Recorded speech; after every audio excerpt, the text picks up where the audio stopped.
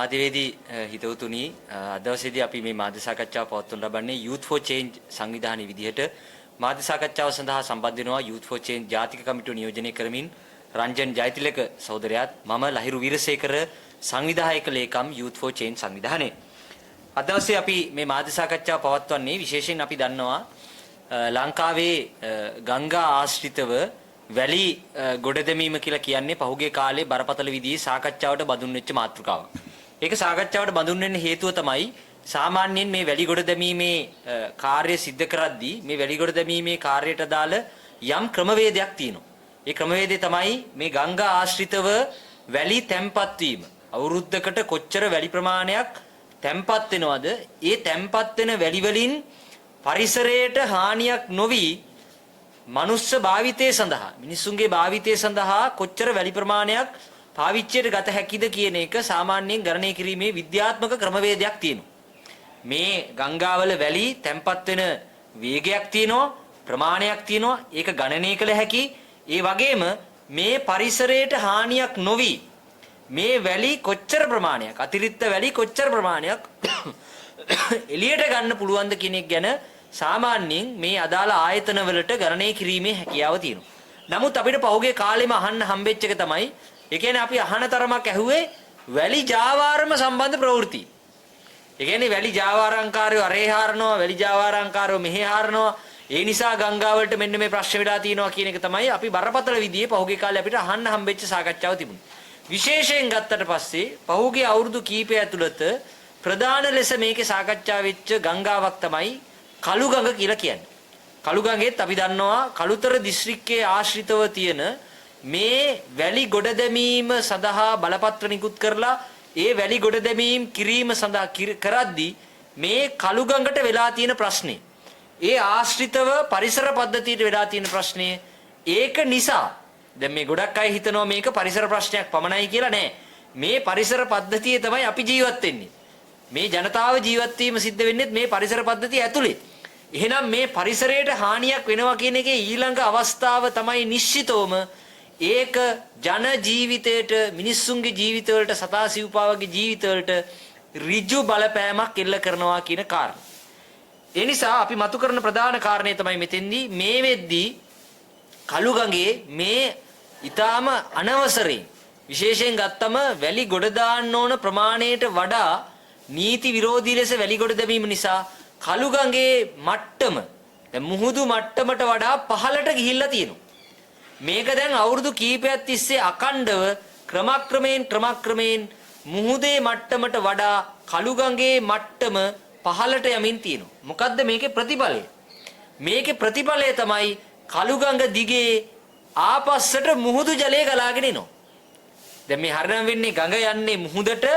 එතකොට මොය කටක් තියෙනවා. අපි දන්නවා මේ කළුගඟ මුහුදට වැටෙනවා මේ මොය කට හරහා. නමුත් මේ සංසිද්ධිය හරහා වෙන්නේ මේ ගංගාවේ දැන් මේ අපි ගත්තොත් එහෙම මේ සිටිය මේ තියෙන මේ වාරිමාර්ග දෙපාර්තමේන්තුව නිකුත් කරපු සිටියමක් 2009 සිට 2021 දක්වා. ඒතකොට මේකේ ක්‍රමිකව පෙන්නනවා මේ කළුගඟේ මට්ටම මුහුදු මට්ටමට වඩා පහළට යමින් තියෙනවා. මේ වාරිමාර්ග දෙපාර්තමේන්තුව නිකුත් කරපු සිටියමේ 2021 වෙද්දී මේ බෙඩ් ලෙවල් එක මීටර් ඍණ 17.75 මුහුදු මට්ටමට වඩා ඒ කියන්නේ ඊටාම ශීඝ්‍රයෙන් මේක පහළට යමින් තියෙනවා. ඒ කියන්නේ මුහුදු ජලය කළුගඟ දිගේ ඉහළට ගමන් කරනවා.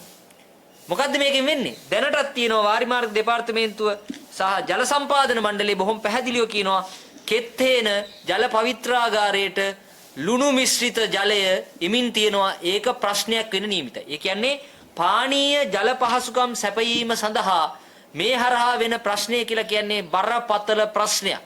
අපි දන්නවා මාතර ප්‍රදේශයේ නිල්වලා ගඟේ මේ ප්‍රශ්නේ මතුවුණාට පස්සේ විශ්වවිද්‍යාලය වහනවා ජල සැපයීම දෙන්න බැරුව.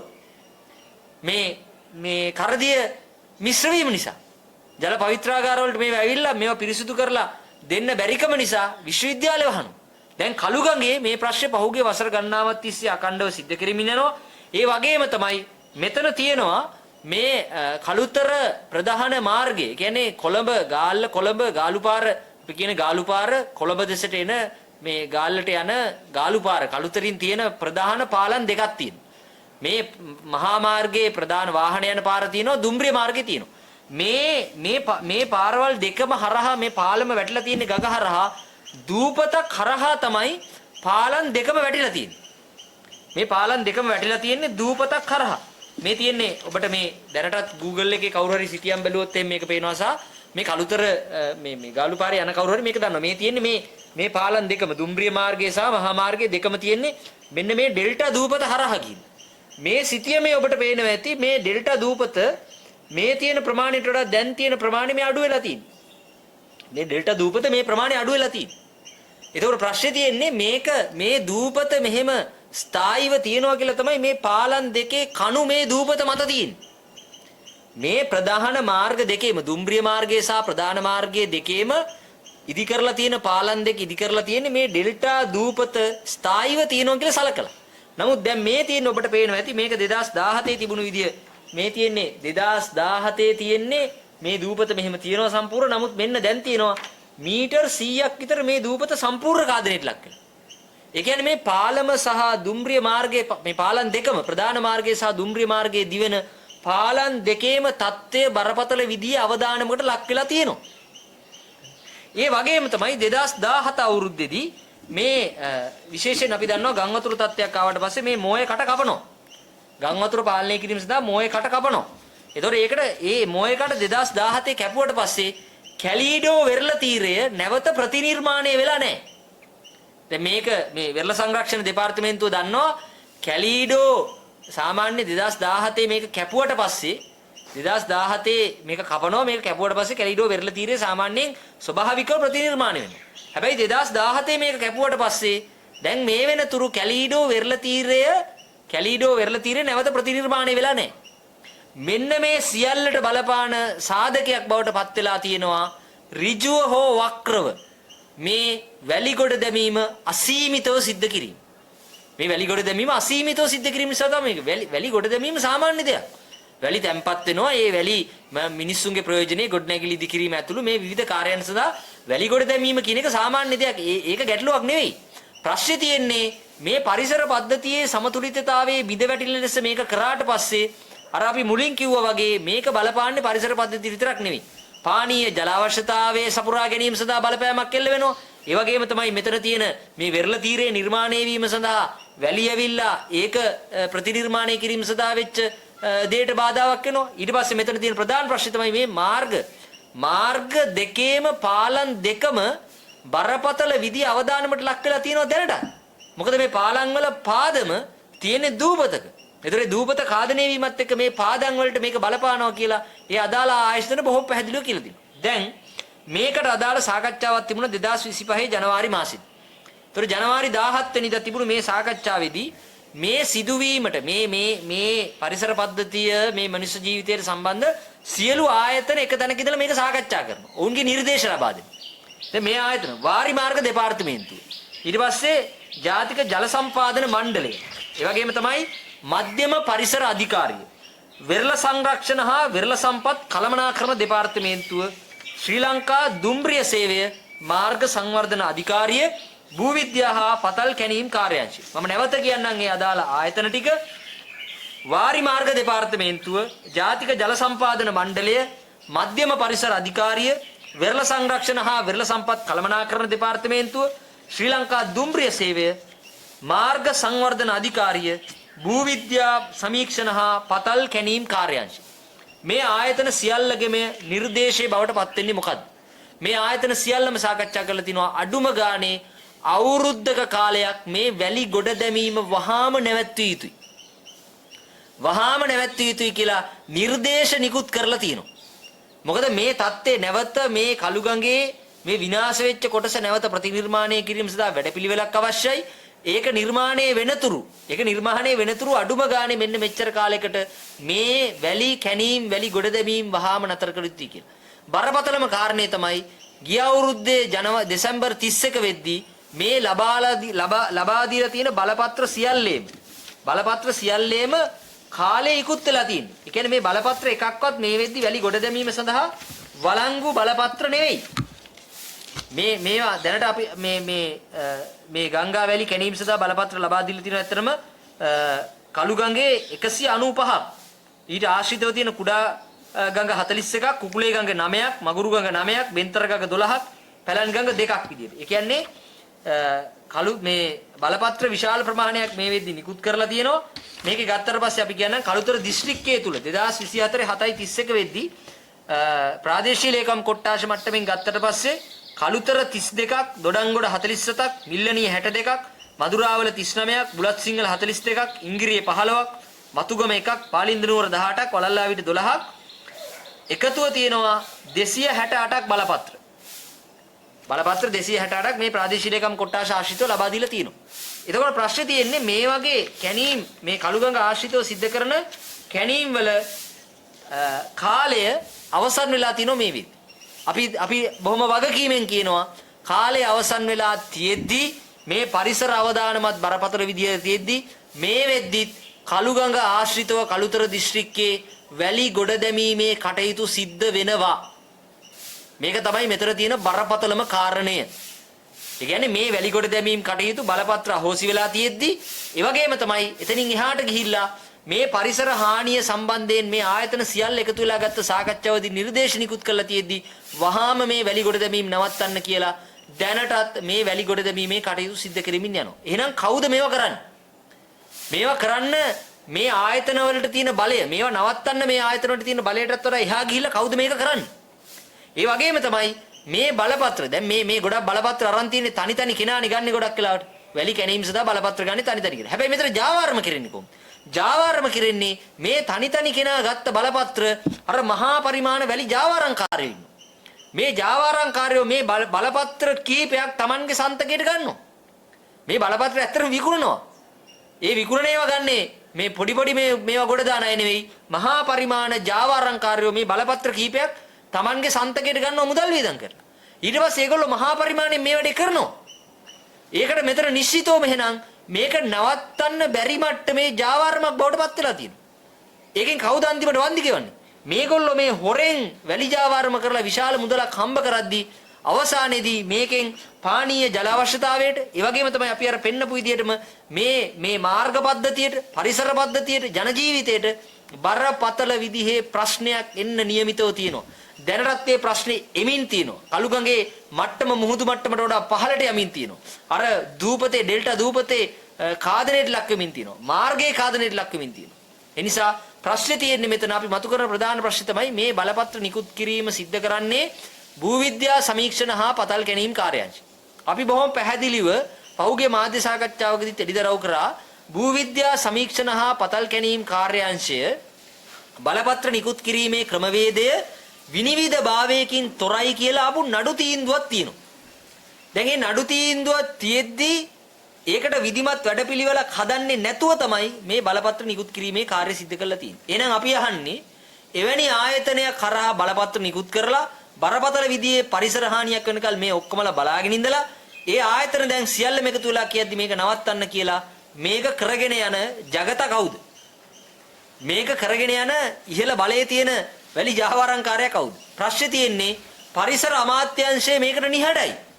මධ්‍යම පරිසර අධිකාරිය නිර්දේශ නිකුත් කරලා තියෙනවා මේක නවත්තන්න කියලා. අපි අහන්නේ දැන් හොරෙන් වැලි කපන එක ගැන මොකද මේ ආයතන කරන්නේ? පොලිසිය මොකද මේකට කරන්නේ? භූවිද්‍යා සමීක්ෂණ පතල් ගැනීම කාර්යාංශය මොකද්ද මේකට කරන්නේ? මේ නිර්දේශ නිකුත් කරපු ආයතන වලින් අපි අහනවා මේවා නිර්දේශ වලින් එහාට ගිහිල්ලා ක්‍රියාත්මක කිරීම සඳහා තියෙන බලය මොකටද තියාගෙන ඉන්නේ? මේක තමයි බරපතලම ප්‍රශ්නේ. මෙතන අපි නැවත මතු කරනවා භූවිද්‍යා සමීක්ෂණ පතල් ගැනීම කාර්යාංශයේ හිටපු නියෝජ්‍ය අධ්‍යක්ෂක කෙනෙක් තමයි පරිසර නියෝජ්‍ය ඇමතිවරයා ඇන්ටන් ජයකොඩි. මේවා ගැන හොඳටම දන්න මේ ඛනිජ ද්‍රව්‍ය සම්බන්ධයෙන් මේවා කොල්ල කණ එක සම්බන්ධයෙන් පොත් ලියපු කෙනෙක් තමයි ඇන්ටන් ජයකොඩි නියෝජ්‍ය ඇමතිවරයා. හැබැයි මේවා ගැන නිහඬයි. ආණ්ඩුව මේවා ගැන නිහඬයි. අපි අහන්නේ මේක නොදැනද දැන් නලින්ද ජයතිස්ස මේ සෞඛ්‍ය හා ජනමාධ්‍ය ඇමතිවරයා. හරිද? කළුතර දිස්ත්‍රික්කයේ පාර්ලිමේන්තු මන්ත්‍රීවරයා ඇමතිවරයෙක් ඉන්නේ. දැන් එතුමා මේක දන්නේ නැද්ද? එතුමා මේ හොර වැලි ජාවාරම ගැන දන්නේ නැද්ද? අපි අහන්නේ දැන් ආණ්ඩුව මේ වංචා දූෂණ නතර කරනවා කියලා නම් ආවේ බලපත්‍ර නිකුත් කරේ ගිය ආණ්ඩුවෙන් නම් දැන් ආණ්ඩුව ලයිස්තු දානෝනේ. ආණ්ඩුව ලයිස්තු දානවා මෙයින මේ ගෙවල් ගිනි තීප්පයකින් වංචා කරපු අය. ජනාධිපති අරමුදලෙන් වංචා කරපු අය. ඊට පස්සේ ওই විදිහේ මං හිතන්නේ දැන් ලයකන මේ ලයිස්තු 5ක් විතර දැම්මා. ඒ ලයිස්තු වලින් උනේ නැත්තේ මොකද්ද නැත්තේ කියන එක වෙන කතාවක්. මුකුත් උනේ නැහැ ලයිස්තු දැම්මා. හරි. අපි කියනවා මේ භූවිද්‍යා සමීක්ෂණා පතල් කැරීම් කාර්යාංශයත් එක්ක සම්බන්ධ වෙලා ඩීල් කරන ආයතන ටිකක් තියෙනවා, සමාගම් ටිකක් තියෙනවා. ඒව ගැන තෙලිදරව් කරන්න. වැඩි ඕනේ අර ඇන්ටන් ජයකොඩි මහත්තයාගේ ඒගොල්ලෝ එකතු වෙලා ලියපු පොත මේ පාර්ලිමේන්තුවට දාලා මේක කියන්නේ ජනතාවට. මෙන්න මේගොල්ලෝ තමයි මේක කරන්නේ කියලා. ඒ නිසා මෙතන නිශ්චිතවම මේ රාජ්‍ය ආයතන වල ප්‍රශ්නයක් තියෙනවා. ඒ ආයතන වල මැදිහත් වීමේ බරපතල විදිහේ ප්‍රශ්නයක් මෙතන තියෙනවා. ඒ නිසා කළුගඟ ආශ්‍රිතව සිද්ධ වෙන විනාශය ලංකාවේ ඉතුරු ගංගාවලත් සිද්ධ වෙලා පරිසර පද්ධති විනාශ වෙලා මිනිස්සුන්ගේ ජීවිත අන්තිම අනතුරට වැටෙන තැනට මේක වැටෙන්න දෙනකල් අපි අහනවා බලාගෙන ඉන්නවද? ආණ්ඩුවෙන් අපි කෙලින්ම අහනවා බලාගෙන ඉන්නවද? කලින් කරපු ඒවා හරි. කලින් ආණ්ඩුවේ වැරද්ද කරා නම් දැන් ඒක නිවැරදි කිරීමේ කාර්ය සඳහා තමයි ඔබට ජනවරමක් හම්බෙලා තියෙන්නේ. හැබැයි එලිපිට මේවා වෙද්දී දැක මේවා වෙද්දී බලාගෙන ඉන්න එක තමයි ප්‍රශ්නේ. ඒ නිසා කළුගඟේ ප්‍රශ්නේ මේ පැත්තෙන් තියෙනවා. අපි මතු කරපු තවත් ප්‍රශ්නයක් තමයි මේ භූවිද්‍යා සමීක්ෂණා පතල් කැණීම් කාර්යාංශයේ බලපත්‍ර ලබා දීමේ ක්‍රියාවලිය. අපි එක ප්‍රශ්නයක් විතරක් අද මෙතෙන්දී එළිදරව් කරනවා. ඒ තමයි තිරුක්කෝවිල් වල ඛනිජ කැණීම් සඳහා බලපත්‍ර ලබා දෙන්න යන්නේ කුමන සමාගමකටද? ඕස්ට්‍රේලියානු සමාගමකට ඒකට දෙන්න නියමිතව තියෙනවා. අපි අහන්නේ ඒක ලබා දීමේ ක්‍රමවේදය මොකක්ද? දැන් අර නඩු තීන්දුව අනුව ක්‍රමවේදයක් හදලාද තියෙන්නේ? දැන් නඩු තීන්දුවක් තියෙනවා මේ 137/2017 කියලා. ඒක අනුව දැන් ක්‍රමවේදයක් හදලාද තිරුක්කෝවිල් වල ඛනිජ කැණීම් සඳහා අවසර දෙන්න යන්නේ? ඒකට සාකච්ඡා තියන්නේ. හරි. ලංකාවේ අගය එකතු කරලා මේ ඛනිජ ද්‍රව්‍ය අගය එකතු කිරීමකින් තොරව රට යවන්නේ නැහැ කියලා ඒවා කරන්න එපා කියලා කමිටු නිර්දේශ තියෙද්දි අපි අහනවා තිරුක්කෝවිල් වල ඛනිජ අපනයනය කරන්න යන්නේ මොන විදිහටද? අමුද්‍රව්‍ය විදිහටම නේද? එහෙනම් ඒක දෙන සමාගමට ඒක ලබා දෙන ක්‍රියාවලිය මොකද්ද? මොකද්ද මේ ටෙන්ඩර් කැඳවනවා මොකද්ද මේ ක්‍රියාවලිය? නැත්තම් මේවා නැවත වෙන්නේ අර භූවිද්‍යා සමීක්ෂණා පතල් කැණීම් කාර්යාංශයේ ඉහළ නිලධාරීන්ගේ උවමනාවට මේ සමාගම් වලට ලංකාවේ ඛනිජ ටික කොල්ල කන්න දෙන උවමනාවට කියන ප්‍රශ්නේ අපිට තියෙනවා. ඒ නිසා මේ සම්බන්ධයෙන් ආණ්ඩුව මුනිවත රකින්න එක, නිහඬ පිළිවෙතක් අනුගමනය කරන එක, ඒ වගේම තමයි මේ පරිසර අමාත්‍යාංශයේ වක්කීතු අමාත්‍යාංශයක් විදියට මේ ගැන නිහඬ පිළිවෙතක් අනුගමනය කරන එක. දැන් ඊයේ අයවැය ලේඛනේ සම්මත වුණා. වැඩි ඡන්දයෙන් අයවැය ලේඛනේ සම්මත වුණා. පරිසර අමාත්‍යාංශයේ වැය ශීර්ෂයේදී මේ ගැන වචනයක් කතා කරේ නැහැ. මේ ආණ්ඩුව.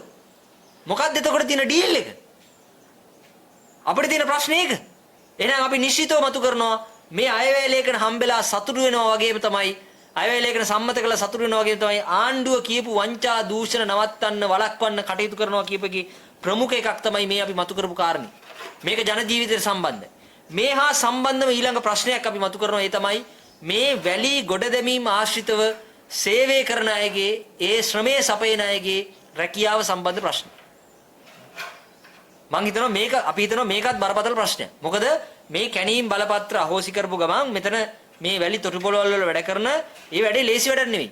අපි දන්නවා මේ අඩි ගාණක් යටට කිවිදිලා වැලි අරගෙන ඇවිල්ලා දෙනවා කියන්නේ මේ ඒ කියන්නේ Tamanගේ මේක කම්බෙර පැලෙනවා කියලා කියන්නේ.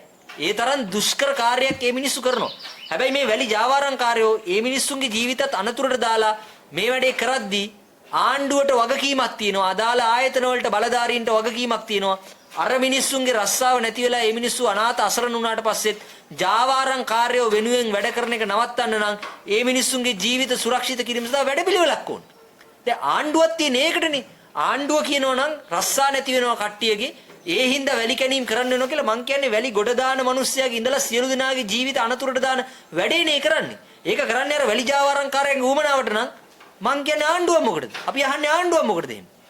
ආණ්ඩුවේ වගකීම තමයි මේ පරිසර හානිය එක පැත්තකින් නවත්තන එක, මේ ජාවාරම්කාරයෝ නීතියේ උගුලට අහු කර නීතියේ රැහැනට අහු කරගන්න එක. ඒ වගේම තමයි මෙතන රැකියාව අහිමි වෙන රැකියාව අවදානමට යන පිරිසක් ඉන්නවා නම් ඒ පිරිස වෙනුවෙන් වැඩපිළිවෙලක් හදන එක. ඔවුන්ට යුක්තිය ඉෂ්ට කරන එක. ඔවුන්ගේ ජීවිත සුරක්ෂිත කිරීම සඳහා වැඩපිළිවෙලක් හදන එක. ඒ කිසි එකකින් මේ ආණ්ඩුවේ බලධාරීන්ට මිදිලා යන්න බෑ. ඒ නිසා මෙතන බරපතල ප්‍රශ්නයක් තියෙනවා. දැන් අපිට පේන විදිහට පරිසර අමාත්‍යාංශයේ පෙනී ඉන්නේ මේ බලපත්‍ර දීලා ඒවට තියෙන බාධාවන් අයින් කරලා ඒවයින් කොහොම හරි සල්ලි ටිකක් හොයාගන්නේ කොහොමද කියන එක තමයි බලන්නේ පරිසර අමාත්‍යාංශය. අපි පරිසර අමාත්‍යාංශයට ඍජුවම මේක ගැන චෝදනා කරනවා. අපි ඍජුවම චෝදනා කරනවා. ඒ යටතේ තියෙන භූවිද්‍යා සමීක්ෂණා පතල් කැණීම් කාර්යාංශයේ අපි මතු කරා මෙතන නිලධාරීන් ගැන. අපි අහනවා මේ වෙද්දී අරන් තියෙන ක්‍රියාමාර්ගය මොකක්ද? මේ වෙද්දී සම්බන්ධයෙන් ඇක්ෂන් එකක් අරන් තියෙනවා. ඒ කිසි දෙයක් නැහැ. එහෙනම් මේව එලිදරව් කිරීම වලින් එහාට ගිහිල්ලා අපි මේකට ක්‍රියාත්මක වෙන්න සූදානම්. අපි මේ වෙද්දී මේ බලපත්‍ර නිකුත් කිරීමේ කාර්යය සහ කළුගඟේ මේ වැලි හොර වැලි කැණීම් සම්බන්ධයෙන් තොරතුරු ඉල්ලලා තොරතුරු දැන ගැනීම පනතයටදී ලිපි දෙකක් භූවිද්‍යා සමීක්ෂණ පතල් කැණීම් කාර්යාංශයට ඊයේ යොමු කරා. අපි කලින් ගල්බොක්කයාය සංකපාල ගල්බොක්කයාය කඳුවැටිය සම්බන්ධයෙන් නිකුත් කරපු මේ RTI එකට තාම තොරතුරු නැහැ. දැන් මාසයකට වැඩි. මම කියන්නේ මාස දෙකකට කිට්ටු වෙන්න එනවා. හරි. ඒ නිසා ඒ වගේ දේවල් වලින් නම් මේ භූවිද්‍යා සමීක්ෂණ පතල් කැණීම් කාර්යාංශය වැඩ කරන්නේ අපි ලෑස්ති ඊට එහා ගිය ක්‍රියාමාර්ග වලට යන්න. ඒ ගැන අපි දැඩිව අවධාරණය කරන නිසා අපි ආණ්ඩුවට කියනවා වහාම මේ පිළිබඳ සොයා බැලීමක්, මේ පිළිබඳ ක්‍රියාමාර්ග ගැනීමක්, මේ පිළිබඳ ක්‍රියාත්මක වීමක් අවශ්‍යයි කියන අවධාරණය කිරීම අපි අද දවසේදී කරනවා. අපි කළුතර ප්‍රදේශ ජනතාවටත් මේ වැලි වැලි ගොඩ දැමීමේ රස්සාවේ නිරත වෙන ආදරණීය සහෝදර සහෝදරියන්ටත් කියනවා මේක ඔබේ ජීවිතය සම්බන්ධ ප්‍රශ්නේ. ඔබේ දරුවන්ගේ ජීවිතය සම්බන්ධ ප්‍රශ්නේ. ඒ ප්‍රශ්නේ මෙහෙම අයාලේ යන්න දීලා ඔබේ ජීවිතත් ඔබේ දරුවන්ගේ ජීවිතත් අවධානය මේ හෙලන්න එපා කියන ඉල්ලීම අපි බොහොම සහෝදරාත්මකව ඒ සියලු දෙනාගෙන් ඉල්ලා හිටිනවා.